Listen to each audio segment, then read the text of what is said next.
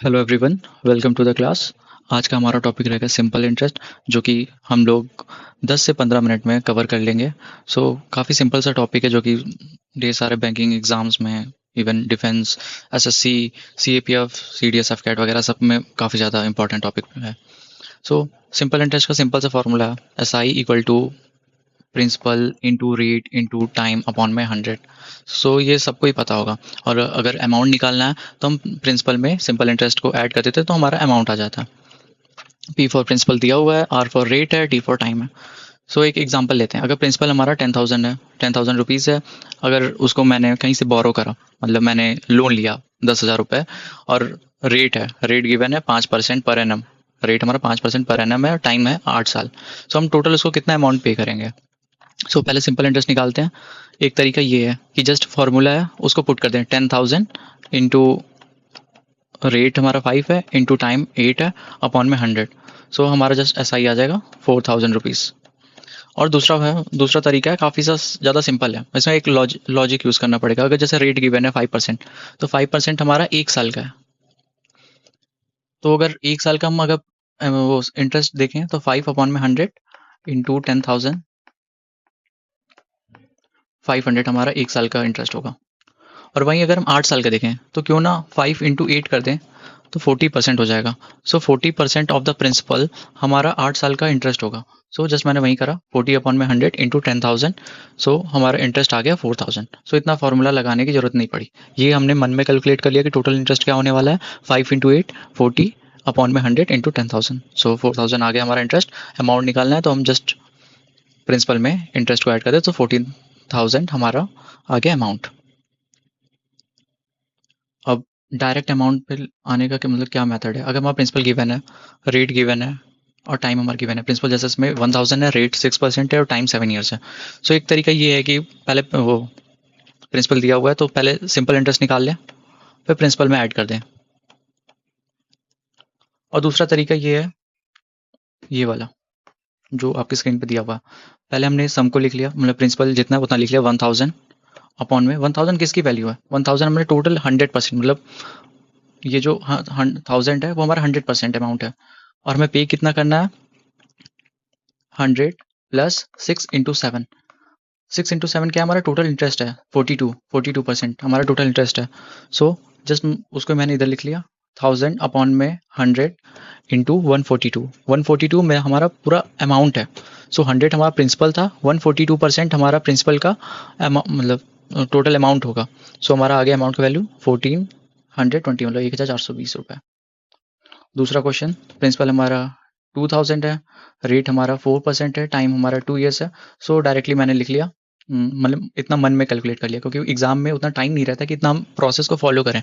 2,000 हमारी 100 की वैल्यू है, हमें कितने की वैल्यू चाहिए, 108 की। 2,160 हमारा अमाउंट हो गया। आते हैं नेक्स्ट क्वेश्चन की तरफ। अगर अमाउंट गिवन है, अमाउंट हमारा गिवन है 2,160 रुपीज़, और प्रिंसिपल पूछा है, रेट एंड टाइम दिया हुआ है। रेट मतलब सेम क्वेश्चन का ही, सेम क्वेश्चन था, हमने प्रिंसिपल लिया था, तो हमारा 2,160 रुपये आया था अमाउंट, सेम रेट और सेम टाइम के साथ। जस्ट उसको ही, मतलब सेम क्वेश्चन का मैं प्रिंसिपल पूछा है, और अमाउंट हमारा गिवन है। अमाउंट हमारा कितना है, 2,160 रुपीज़, और ये कितने की वैल्यू है, ये हमारा अगर इंटरेस्ट को प्रिंसिपल से ऐड करते तो कितना परसेंट हो जाएगा, 108% की वैल्यू इतनी, और चाहिए हमें कितने की, 100 की।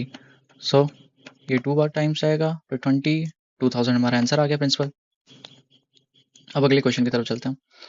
क्वेश्चन में दिया है कि इफ अ सम बिकम्स, मतलब कोई भी सम है, कोई भी प्रिंसिपल है, 2 टाइम्स हो जाता है 7 साल में, तो वो 4 टाइम्स होगा कितने साल में। पहले में क्या लिखना है, जो हमारा अमाउंट है, प्रिंसिपल है उसको 1 कंसिडर कर लें, वो 2 टाइम्स हो जाता है, मतलब 1 का 2 टाइम्स 2 होगा। वो 4 टाइम्स कब होगा, मतलब कितने साल में होगा। 1 से 2 होने में, 2 को अगर माइनस कर दें तो 1, और यहाँ पे 4, मतलब 4 टाइम्स होना है हमारा प्रिंसिपल, तो 4 में से 1 माइनस कर दें हमारा 3। 1 आने में हमारा कितना टाइम लगा, 7। 4 - 1, 3 आने में कितना टाइम लग जाएगा, मतलब उसका 3 टाइम्स।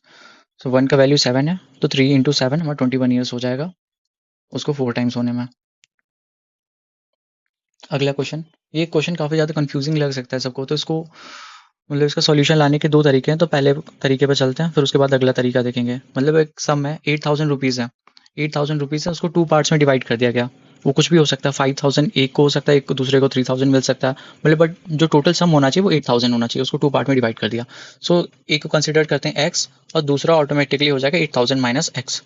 सो पहले वाले को दिए हमने 4% पे 2 साल के लिए, दूसरे वाले को दिया 5% 2 साल पे, मतलब 5% पर एनम है, ये 4% पर एनम है। सो इसको कंसिडर करते हैं ए, इसको कंसिडर करते हैं बी, मतलब कंसिडर करने की जरूरत नहीं, बट आपको समझाने के मैंने ऐसे करा। सो 2 साल में अगर इंटरेस्ट हमारा कितना गिवन है 720 रुपये, मतलब टोटल पे इंटरेस्ट हमें मिला, टोटल 8000 पे हमारा इंटरेस्ट मिला 720 रुपये। तो अगर 1 साल का पूछे तो क्यों ना इसको 2 से डिवाइड कर सकते हैं, तो 360 होगा। सो ए प्लस बी हमारा 1 साल के लिए 360 हो जाएगा। सो एक सिंपल सा फॉर्मूला मतलब अपना फॉलो करते हैं कि पहले वाला जो सम था x था, दूसरा वाला था 8000 माइनस एक्स, तो ये जो a प्लस बी आया 360 इसके बराबर होगा, पहले वाले के 4% के बराबर, दूसरे वाले के 5% के बराबर, क्योंकि जो इंटरेस्ट है पहले वाले पे 4% है और दूसरे वाले पे 5% पर एनम है। सी इवन यहाँ पे भी दिया हुआ है, यहाँ पे भी दिया हुआ है। सो पहले वाले का 4 अपॉन में मतलब परसेंट को चेंज करेंगे फिर 4 अपॉन में 100 इंटू एक्स हो जाएगा, ये वाला 5 अपॉन में 100 इंटू 8000 माइनस एक्स हो जाएगा, जो कि इक्वल टू होगा 360 के। तो अगर इसको सॉल्व करेंगे तो x की वैल्यू आ जाएगी 4000 रुपीज़। सो 8000 अगर एक पार्ट अगर 4000 है, so other part will be 8000 minus 4000, जो कि सेम ही होगा, 4000 ही होगा। सो एक को एक मतलब दोनों जगह सेम सेम होगा हमारा, मतलब कि 8000 का मतलब एक 4000 4% के रेट पे दिया हमने, फिर दूसरा 4000 हमने 5% के रेट पे दिया। अब अगले तरीके से सॉल्व करते हैं।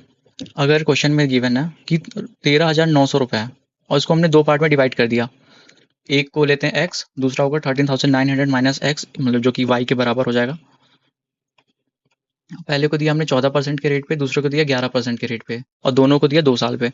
सो दोनों का जो इंटरेस्ट आया 2 साल के बाद 3508 रुपये के बराबर आया। और वहीं अगर 1 साल के लिए हम मतलब 1 साल के लिए निकाला है तो उसको जस्ट 2 से डिवाइड कर देंगे। So a plus B equal to 1754। तो अगर इसको इक्वेशन फॉर्म में लिखें, मतलब पहले हमें ऐसे लिखना है, अगर ये शॉर्टकट वाला तरीका है, तो पहले वाले को 14x प्लस 14x हमारा इधर plus 11y, 14x plus 11y equal to 1754 लिख लेंगे। फिर उसके बाद कंसिडर करेंगे कि मतलब 14% ऑफ इंटरेस्ट पूरा ओवरऑल सम पे जो 13900 रुपये था उस पर 14% कितना होगा, उसको पहले एक बार निकाल लेंगे। सो 14% इसका 13900 का 1946 रुपये आ गया, मतलब 1946 आ गया। सो दोनों इक्वेशन को अगर लिखेंगे एक साइड में और फिर उसको सॉल्व करेंगे, सो हमने इधर माइनस कर दिया, सो 14x हमारा कट गया, 0 आ गया।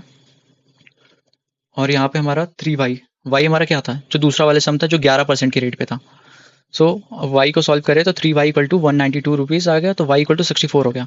सो जस्ट ये वैल्यू नहीं है, उसमें अगर हम 100 का मल्टीप्लाई करेंगे तो 6400 आएगा, जो कि 6400 रुपये जो था उसको हमने 11% के रेट पे दिया था 2 साल के लिए।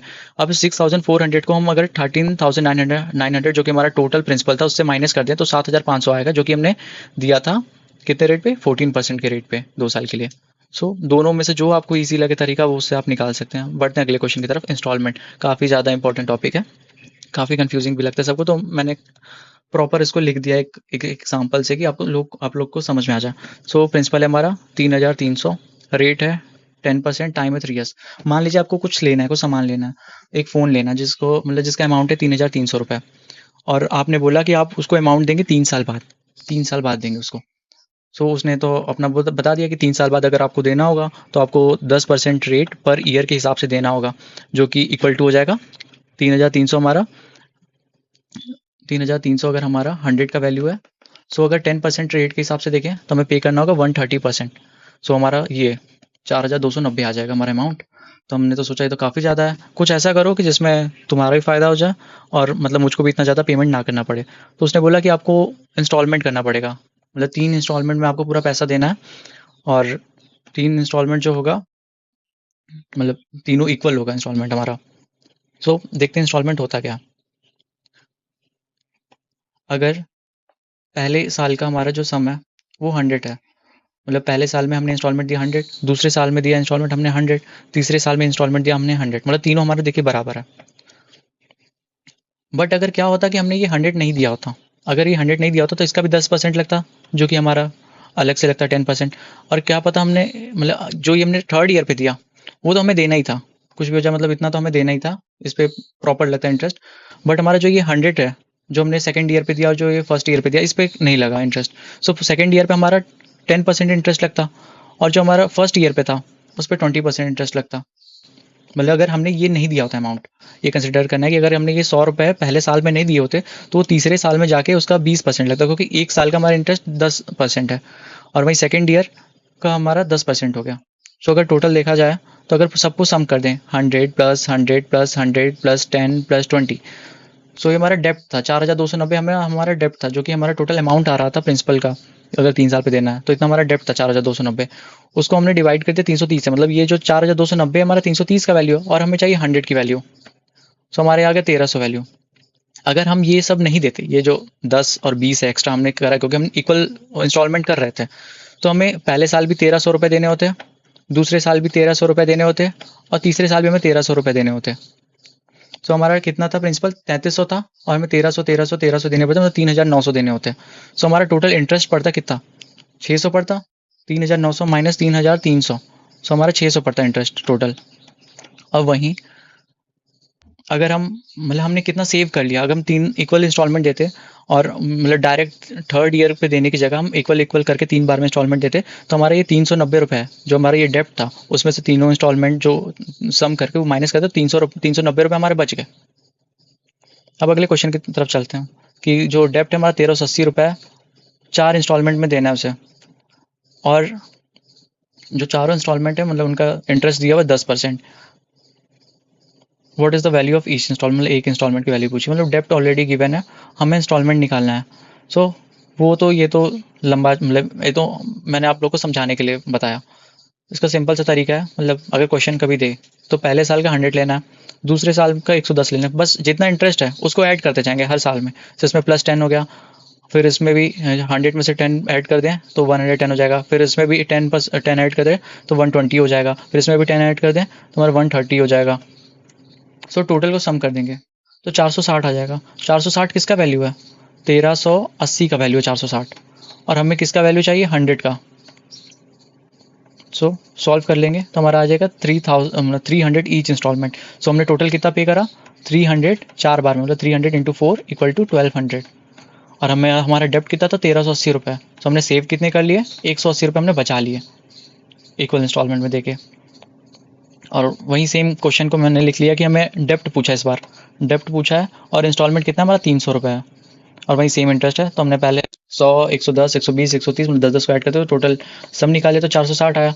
तो जो 300 आया था वो किसका वैल्यू था, वो 100 का था। इस बार हमें वैल्यू किसकी चाहिए 460 की, फिर इसको कैलकुलेट कर लेंगे तो 1380 हमारा ऑटोमेटिकली आ जाएगा। सो यहीं पर हमारा सिंपल इंटरेस्ट का टॉपिक खत्म हो गया। सो आई होप कि आप सबको समझ में आया होगा। अगर समझ में आया होगा तो लाइक करें, शेयर करें, सब्सक्राइब करें। Thank you.